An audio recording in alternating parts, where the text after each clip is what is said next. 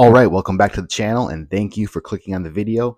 Today we're going to be diving into the new horror film Hokum, directed and written by Damian McCarthy. It stars Adam Scott. Is Hokum the new best horror of 2026, or is it just a bunch of hokum?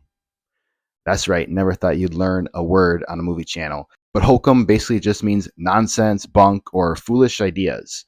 So let's dive into this movie.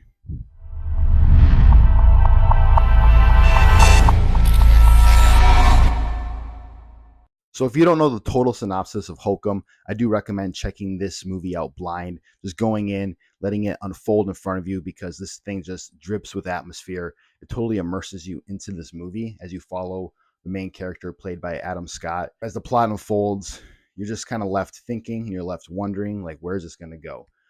But that being said, I'll give a little quick synopsis. I won't go into too much detail, but essentially we're following this main character who's a writer, which I'll touch on in just a little bit.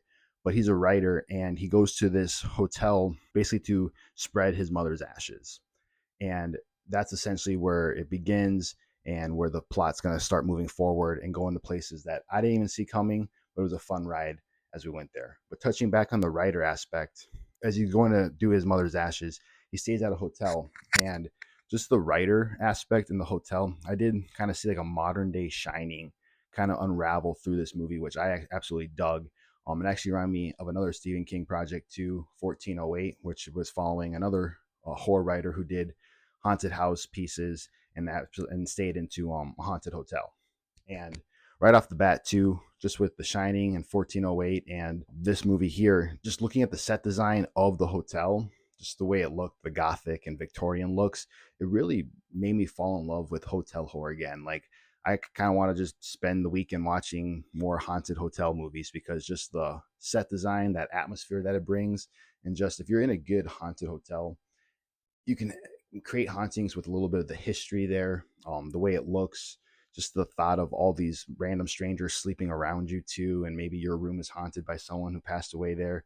But yeah, just this movie fully immerses you and made me fall in love with hotel horror again. So that being said, the plot does start to unfold places where I didn't see going. Again, I'm going to keep the spoiler free, but I might touch on a few of those aspects just because it might help get the point across a little bit more. So if you haven't seen the movie, pause the video, go check it out, come back, and let's talk Hokum. So as this plot unfolds, it starts to turn into a little bit more of a murder mystery, because there is a incident that happens in the film, which I won't go too much into, but then it kind of takes the plot from what we're thinking of is going to be this main character going to spread the mother's ashes, and then essentially stays in a haunted hotel. He can't get out. Maybe there's a little bit of grief in it, but it totally plays with our expectations there and sends us into slightly more of a murder mystery. We're trying to figure out what happened, why, where is this all going, where is this all going to lead to. And as a fan of mystery movies, and as a fan of murder mysteries that do have those horror elements, I did enjoy that plot direction, although not all of it was answered, not all of it was fully explored. So at the end of the day, this just does follow Adam Scott's character. So as it pertains to his journey, his story, it does do its best of staying into those lines, but also kind of playing with our expectations. So as that plot develops, as we're following our character, those were some of those hauntings start to happen. Some of those, this movie is riddled with a few jump scares. Not all of them are lazy though. Some of them feel very earned. And there's one that actually I feel like drew a little bit of inspiration from that famous Exorcist 3 jump scare. And this is where I can see a lot of people kind of saying it's a slow burn horror. And for me personally, those ones are hit or miss for me. Sometimes they're just so slow burning, watching paint dry on the wall, that you just kind of lose your interest, you lose your motivation to even finish the film. So when everything starts to unravel and get to our place, we're just kind of left like, I don't care anymore. Not with this film though. It is a little bit more of a slow burn, but I feel like there's enough there sprinkled throughout. Like I said, the plot too goes from what we're thinking is the ash spreading to a mystery type of element to it. There's other surprises that happen, and you're just kind of invested into it. And Damian McCarthy does a great job of just painting the screen full of atmosphere. Like, you feel the darkness, you're in that hotel, you're hiding in the shadows, you're hearing those creaks. That being said too, this does have awesome sound design. So all of that combined just really fully immerses you, where sure, this is technically kind of a slow burning film, but not one where I found myself bored at all. and not one where I feel like a lot of people will find it boring. I feel like there's enough there to follow along, keep you invested. But back to the sound design, I just got to say this sound design was actually pretty awesome here. Like there's some elements too that were just kind of just to hit the right amount of creepy where you're just like, that's eerie. You feel a little tingle down your spine. It reminded me of a film a few months back that relied on the sound design, Undertone. And I didn't have my channel back then, but I was underwhelmed by Undertone a little bit. And I personally didn't find any of that sound design scary. It was just kind of whatever. But we're not talking about Undertone, but I just want to say I personally found the sound design in the right spots of Hokum far better than Undertone. So McCarthy's direction, his framing of shots, the way he immerses that atmosphere and shadows, and on top of that, all the sound design, those creaks, those ghostly wails, fully immerses you into this haunted hotel.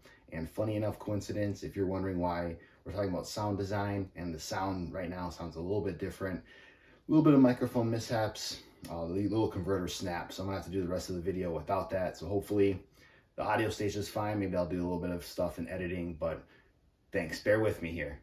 So Adam Scott is in stuff like Parks and Recreation, Step Brothers. I know him from Krampus, a great, fun little Christmas horror film. If you haven't seen it, check that out around December. It's a lot of fun. He's also ended up as Ben Parker, Peter Parker's uncle in that Madam Web movie. So I'm not too familiar with Adam Scott. I feel like in the scenes that had dread, had jump scares around the corner, the scenes where he had to show fear, he was great in those. There were some lines that were a little stiff, and I don't know if that was a combination of that performance plus a little bit of the writing, but some of the line delivery felt a little stiff at times. But the times where he had to show fear, the times where he had to make decisions, those you could buy into. That being said, though, some of the character decisions, again, probably just onto the writing a little bit, didn't fully make 100% sense. You're not really sure why he's doing some of the things he does. After digesting and thinking about the film a little bit, I can kind of get behind some of the motivations, I guess. If you're looking into that, I can touch base on that a little bit later. Maybe I'll have to dive into more spoiler territory for that end. But essentially, yeah, he carries the film good with those fear, the tense scenes, but some of the line delivery is a little off. He's also great at playing this asshole character. That's kind of what he is. He's going through something in his life that's kind of a pivotal point in the movie, but that's kind of created a shell around him. He's not really concerned about anyone else besides himself. He's kind of condescending, a dick at times. He's basically an unlikable character. So those first 20-30 minutes, I can see some viewers having a hard time relating to him or having a hard time rooting for him just because he's just that unlikable at the start of the film. Besides that stiff line delivery, there is good ones too that create comedy actually in this movie, something that you're probably not expecting going into Hokum. So there's scenes that had great comedy, great laughs. His chemistry with this character that he finds by the hotel, some guy that has some magic milk, Jerry his name is, he creates a little bit of comedy in the film. There's this bartender, Fiona, that doesn't take up with his shit, so some of the throwback she does at him is funny too, had the theater cracking up. So all around, Hokum does pull you in, keeps you engaged. I thought it did a really good job, like I mentioned, just immersing you in the atmosphere. I could tell the audience too, during the screening, was fully immersed. There was a few points actually that the whole theater gasped. I didn't see some things coming that I was just like, whoa. And it was just a really good time to be a part of that. So definitely check this one out if you can in a packed theater. See if your theater has the same reaction. There were scenes that, like I said, the sound design was what I found probably the creepiest part of this. There's this character that flashes that you probably saw in the trailer too, that rabbit looking with the big eyes. You know, he looks creepy. He doesn't have a big part in the movie, which he didn't really need to, but the times he did show up was pretty creepy. I feel like the trailer did give away the big reveal of him though, so that was unfortunate. And that character though, apparently it's from a TV show that our Adam Scott's character watched as a kid, and I'm just calling bullshit on that. That character is creepy looking. I don't see any kids enjoying that television show. So little nitpicks on my end, the things that I couldn't fully get on board with, I guess, and I'm still digesting the movie. I'm still thinking about it. So that's awesome to have a movie that stays in your head like that, makes you think. This is definitely one of those metaphorical pieces of horror that kind of a touching base on grief, like usual, but also kind of like secrets and just going through a spiritual journey. And I think that's kind of what Act 3 is a little bit hinting at. So it does, like, again, might touch on a little bit of spoilers here, might go full on actually. So if you haven't seen the movie, definitely don't check this out. Come back and again, we can talk Hokum. But essentially in Act 3, there's a scene that kind of shows that this may or may not have happened. It leaves it ambiguous. And I feel like it did a good job though at that, where it's not full on like throwing your popcorn in the air being like, this is total bullshit, but it's enough there to make you think. And there's a little bit of clues too, like he does see some marks on his hands that relates to a scene prior, so it shows that, yeah, this did happen. But then again, it's like, why are we getting a scene that's telling us this could have been a wild trip, this could have just been all imagined? So that part just didn't fully sit with me. But again, it kind of ties back to what I said prior about the character motivations. So the murder mystery, he's trying to find out who killed who and why, you know. So the motivation to do that just wasn't fully there. But then again, this character did have something in his life that he's feeling remorse about, he's feeling guilty about. So maybe that can line up with that, and it's his way of coping with it. He wants to make things right if he can solve this murder, I guess. So I can kind of see that. And then that also goes with the whole theme and the whole motivation of the film. And maybe that ending too is where it's like I said earlier, it does stray to that murder mystery plot, but we don't get enough reasonings. We don't fully get satisfied for that, but it does stay in the lines of following Adam Scott's character. And this character is going through that journey of facing his own personal demons, which are the scares in this film, and facing his own grief, his own decisions, his own past, his own trauma. And that's kind of where that film in Act 3 is telling us, is that at the end of it, we see he's kind of different. He's not so much into the bleakness in his life. Like, he was a writer, and there was a scene in the film where he says cheers to bleak endings, which I thought was going to be like a little foreshadowing for, okay, this movie's going to get intense and we might not get a happy ending. But I wouldn't say that. It does have a happy ending for a movie like this, where, you know, nothing happens to him and he's happier now. They show that the ending of his project that he was working on in the beginning doesn't have a messed up ending anymore. It's a happy ending. So it's kind of him going through that journey of facing those demons and coming out a different person. So could they have done that without that little tease of did this or did this not happen? I think so.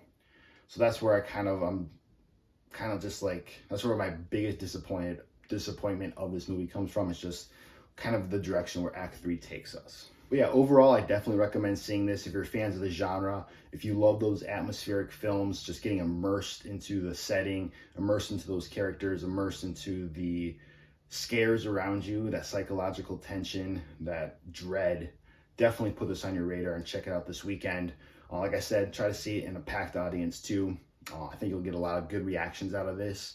And for it being one of those slow burn horror films, one of those slow burning films, and if you're like me, if those are kind of hit or miss for you, I definitely think you'll still enjoy this. I enjoyed it. I was, like I mentioned, just invested into the film. I wanted to see what was going to happen. I was kept on the edge of my seat. I was kept guessing too. I didn't know where this movie was going to go. There's scenes too where I thought, there was a scene that happened earlier in the film. Again, we're in spoiler territory now, but I literally thought Adam Scott's character was dead. And I was like, okay, is this going to be his journey into the afterlife or something? But then it kind of shows he didn't die. But I was like, you know, just like, it keeps you guessing. It keeps you wondering where this film's going to go. So assuming that you checked it out, let me know down below what you thought of Hokum. Let me know what you thought of Damian McCarthy's other films. He did Oddity and Caveat. As always, thanks for watching. If you enjoyed it, hit that like button, share it with your friends. If you have not subscribed to the channel already, please be sure to do so. A lot more content coming soon. If you are a subscriber, thanks for tuning back in. I really do appreciate it. I'll have my letterbox link down below in the description box if you want to follow me on there and see what I'm watching throughout the month. Again, thank you, and I'll see you guys in the next video. And like always, keep watching those movies, because those movies won't watch themselves.